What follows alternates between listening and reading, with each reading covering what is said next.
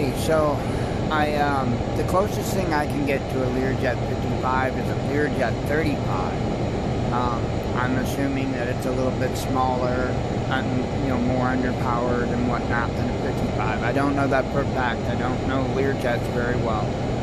But I do have a Learjet 55 here, and I'm going to show you how and why I believe that my theory about a catastrophic engine loss is wrong.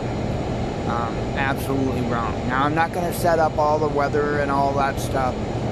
Just understand that when they were flying, they couldn't see anything outside the windshield. So it would have just been completely whited out. So keep that in mind. I have the clouds, the clouds are gone, clear skies and all that, so we can see. So what I'm going to do is I'm just going to get taken off the ground. I'm going to pull my gear up, and I won't even take my first notch of flaps off because they were still climbing, and there's a chance that they still had their flap. I don't know exactly when. I've got a little thing down here that said speed limitations and whatnot, and tells you.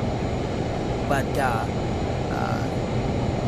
if they weren't exceeding 200 knots, they likely still had their flaps down. If they were still in a climb. So, not saying that they would keep their flaps on through the entire climb or anything like that at all. But to my knowledge, the last reading of their altitude was 1,600 feet. So, what I'm basically going to do is I'm going to take off, and then I did this once already, and this time I'm going to shut off the right pump for the fuel instead of the left. That will instantly cause the right engine just to shut down. Now, right in the center of your screen there, you see turbine, and fan. Okay, and that's, left is the left and the right is the right. So when I do this, you're going to see, I guess I could move my mouse and show you. Right here, you're going to see these gauges on the right side just drop all the way down because the engine won't be getting any fuel. And there, I'm going to be real honest, there is very negligible effect on the aircraft, and I'm going to show you that. So make sure our flaps are set at 1 notch. They are. And go ahead and get our brake off. I'm going to go ahead and throttle up. See the engine's gaining. I'm going to go ahead and take off here.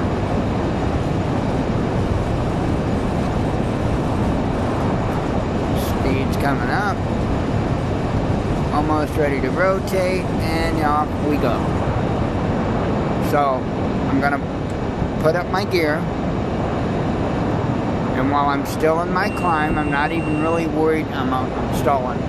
I'm gonna come down here, if I can get my mouse over there, and I cut that engine. You see those gauges on the right hand side go down, and the aircraft did shift, okay? So the aircraft definitely did shift to the right when I shut that engine down. But it was extremely controllable. I mean, I didn't have to hardly make any adjustments with a stick or anything else. It was extremely controllable. So I'm going to go ahead and put up my flaps so that way we can whip around here, and I'll show you about landing with one engine. See that right engine? Those gauges are totally down because that engine's not running. We are flying just on my left engine right now. So, I'm going to whip around here.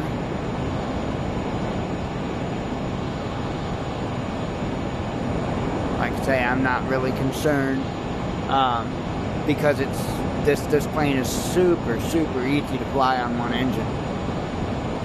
So I do believe that my theory of that is absolutely wrong. So I wanted to make sure that I said that because, I'm a man of my word. I won't just put out there BS. And I was sitting here this morning, and I kept thinking about it. It's like, how much effect would it have? And I had to find a Learjet because they don't have one in the flight sim by default, not in 2024. So I had to find a Learjet. Like I said, it's a Lear 35, not a Lear 55. So my guess is this one's probably a little smaller, but I can't promise that. But anyway, we're going to settle up, and I'm not even going to, really go out very far in order to come into land, because I don't need to. So go ahead and drop my speed down. Once we get under 200 knots, I start flaps. One level flap. Gonna go ahead and drop my gear down.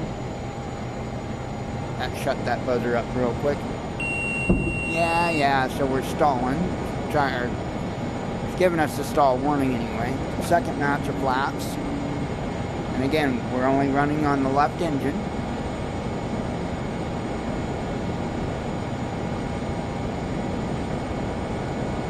And go ahead and add my third notch of flaps. We're coming in a little high, according to the VASI lights. Kind of on target now. You see how this plane wanted to put the nose to the right when I added a little throttle? It's because we only have the left engine. So I'm going to use rudder when I come in to hold the nose straight in order to touch down. Nice and easy. See? No sweat.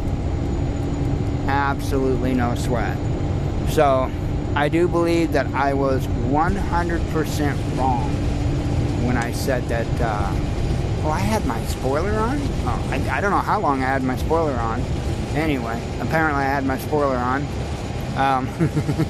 which would have made it even more hell to fly. But anyway, I don't know if I just moved that with my finger, if I did it when I landed. Sometimes I do it just, it's just a natural reaction when I land. If an aircraft has a spoiler, I go ahead and I got a slider on my throttle, and it lets me adjust how much spoiler I use. I don't know if you can see it. Okay. See how I can, that's the spoiler you see me waving out there. So it's not, mine's not like a switch where it's either spoiler on, spoiler off. I can go, that's all the way on, or I can just take it down like halfway if I wanted to. See? So it's variable. Anyway,